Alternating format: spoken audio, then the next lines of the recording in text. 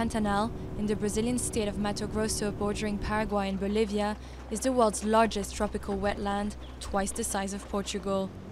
German tourist Manfred Valuga traveled more than 10,000 kilometers to get to this remote area on the Paraguay River, famous for its wildlife. We've seen here the last 2 days is very impressive. We've seen capybaras and we've seen the jaguar for a short while, and we've seen lots of crocodiles and thousands of birds. Brazil hosts the world's greatest number of endemic species, many of them endangered. The most famous of them all, the jaguar, can be found in this area of the Pantanal, a particularly good place to see the feline that comes out of the forest to cool down on the riverbanks and hunt for capybaras. Back in 2005, ecologist Douglas Trent launched an environmental and educational project in the Pantanal to list and count up various endangered species. So far, he's seen 51 jaguars.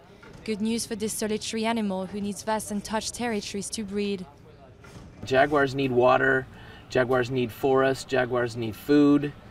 This is tropical, it doesn't get too cold for them. They do quite well here. It is estimated that there are around 50,000 jaguars left in the wild. Thousands of them were killed before 1979 when it was still legal to hunt them.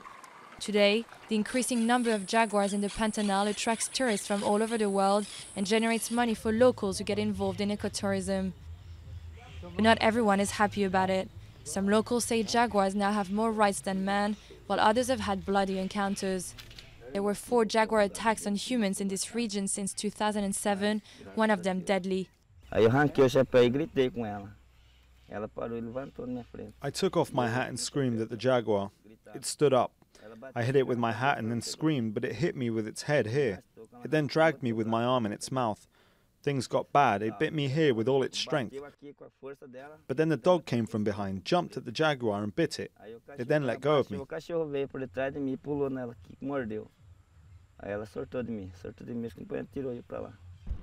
Fishing is also one of the region's main attractions, particularly in the dry season when the area isn't flooded. Most of the forest is protected, and conservation of the river is also on the agenda. Cáceres was the first region to create a municipal law which keeps the amount of fish one can take out of the water to 5 kilograms. And it forbade dorado fishing.